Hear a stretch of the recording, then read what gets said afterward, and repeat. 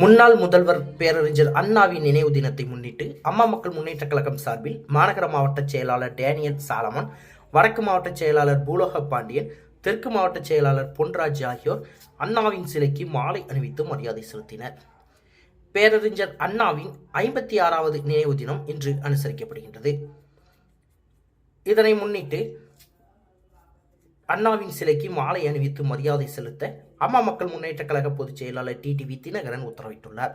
உத்தரவை தொடர்ந்து தூத்துக்குடி மாநகர மாவட்ட செயலாளர் டேனியல் சாலமன், தெற்கு மாவட்ட செயலாளர் பொன்ராஜ், வடக்கு மாவட்ட செயலாளர் பூலோக பாண்டியன் ஆகியோர் தலைமையில் தூத்துக்குடி பழைய மாநகராட்சி வளாகத்தில் அமைந்துள்ள பேரறிஞர் அண்ணாவின் சிலைக்கு மாலை அணிவித்து மரியாதை செலுத்தப்பட்டது. இந்த நிகழ்ச்சியில் மாநில வர்த்தக இணை செயலாளர் பாகித் செல்வன், மாவட்ட அம்மா பேரவை செயலாளர் ஏரல் ரமேஷ், மாவட்ட இலக்கிய அணி செயலாளர் வீரபுத்திரன், மாநில எம்ஜிஆர் மன்ற துணை செயலாளர் நவஜீவன், தூத்துக்குடி மத்திய ஒன்றிய செயலாளர் தேவப்பிரியன், மேற்கொன்றிய செயலாளர் முத்துக்குமார், மாவட்ட துணை செயலாளர் முனியசுவாமி, மாநில பொதுக்குழு உறுப்பினர் ராமேஸ்வரி, வட்டச் செயலாளர்கள் ஆறுமுகம், அருள், கருப்பசாமி, முத்துமாலை, கார்த்திக் உள்ளிட்ட ஏராளமான அம்மா மக்கள் முன்னேற்ற கழகத்தினர் கலந்து கொண்டு மரியாதை செலுத்தினர்.